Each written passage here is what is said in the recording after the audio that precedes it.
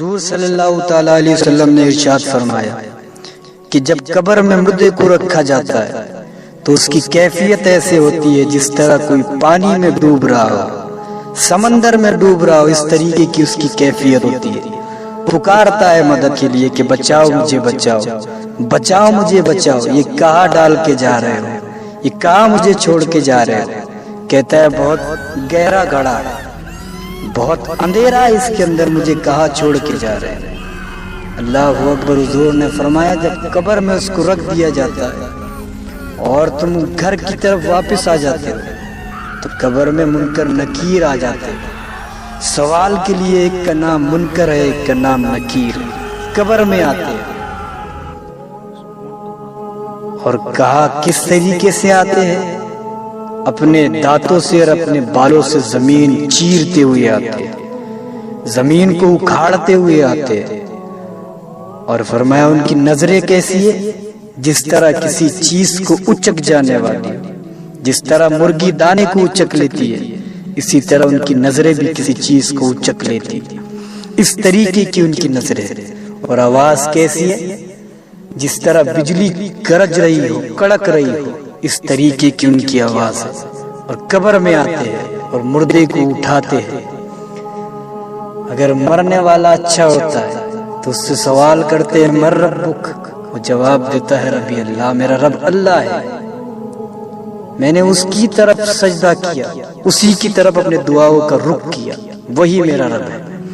دوسرا سوال ہوتا ہے ما دینک، تیرا دین کیا ہے؟ کہتا ہے دینی الاسلام، میرا دین اسلام۔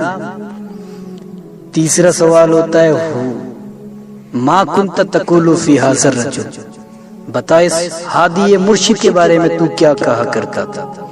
وہ کہتا ہے کہ ہوا محمد رسول اللہ، یہ میرے آقا ہے، یہ اللہ کے رسول ہے، یہ میرے آقا اور مولا ہے۔ تو آواز آتی ہے اے فرشتوں اس کے لیے جنت کی راہیں کھول دو، جنت کی راہیں بچھا دو اور کھڑکیاں کھول دو اور جنت کا تاج اس کو پہنا دو، اس کی قبر نور سے منور کر دو، کیونکہ اس نے جواب اچھے دیا ہے۔ فرشتے کہتے ہیں ہمیں اللہ نے پہلے ہی بتا دیا تھا کہ یہ بندہ جواب اچھے ہی دے گا، اور تم نے اچھا جواب دیا ہے۔ تو اس کو جو انعام ملتا ہے وہ کہتا ہے رکو میں اپنے گھر والوں کو بتا کے آتا ہوں کہ مجھے کیا انعام ملا ہے، کیا مجھے تحفہ دیا گیا ہے، میں اپنے گھر والوں کو بتا کے آتا ہوں۔ فرشتے کہتے ہیں نہیں، سو جا، سو جا، اب تیرے لیے راحتیں ہی راحتیں، کیونکہ تو نے دنیا میں نیند اپنی اللہ کی راہ میں قربان کی، راتوں کو اٹھ اٹھ کے عبادت کی، اب تو سو جا، تیرے لیے راحتیں ہی راحتیں۔ اس کو سلا دیا جاتا ہے۔ اور مرنے والا اگر بد ہوتا ہے، گنہگار ہوتا ہے، کافر ہوتا ہے، تو اس کی قبر میں بھی فرشتے آتے ہیں اور جھنجھوڑ کر اٹھاتے ہیں اور سوال کرتے ہیں من ربک، تیرا رب کون ہے؟ وہ جواب دیتا ہے ہا لا ادری، مجھے نہیں پتا میرا رب کون ہے۔ کہتا ہے سنا تو تھا دنیا کے اندر کہ رب اللہ ہوتا ہے، پر اس کو یاد نہیں آئے گا، سوچے گا کہ میں نے یہ نام تو سنا تھا لیکن یاد نہیں آئے گا۔ حضور نے فرمایا جو اللہ کی طرف اپنا سجدہ کرتا ہے، جس نے اپنی دعاؤں کا رخ اسی کی طرف کیا، جس نے اپنا معبود اسی کو مانا، اسی کو جواب آئے گا، باقی کو جواب نہیں آئے گا۔ اس سے دوسرا سوال بھی پوچھا جاتا ہے ما دینک، تیرا دین کیا ہے؟ جواب دیتا ہے ہا لا ادری، مجھے نہیں پتا کہ میرا دین کیا ہے۔ پھر سوال کیا جاتا ہے ما کنت تقول فی ھذا الرجل، بتا اس ہادی مرشد کے بارے میں تو کیا کہا کرتا تھا؟ وہ کہتا ہے نہیں پتا مجھے، نہیں معلوم،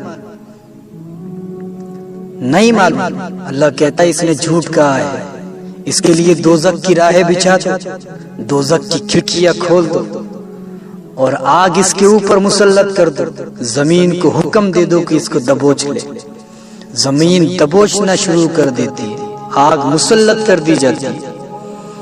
فرشتے سوال کرتے اس سے کہ تو نے دنیا میں قرآن نہیں پڑھا، کہ رب کی نماز نہیں پڑھی، قرآن نہیں پڑھا تو نے؟ اگر تو قرآن پڑھتا تو تجھے جواب آ جاتے، لیکن تو نے قرآن نہیں پڑھا۔ وہ کہتا ہے کہ مجھے پڑھتے نہیں آتا تھا، مجھے پڑھنا نہیں آتا، میں کہاں سے پڑھتا؟ فرشتے کہتے اللہ کی طرف سے حکم ہوتا ہے، فرشتوں اس کے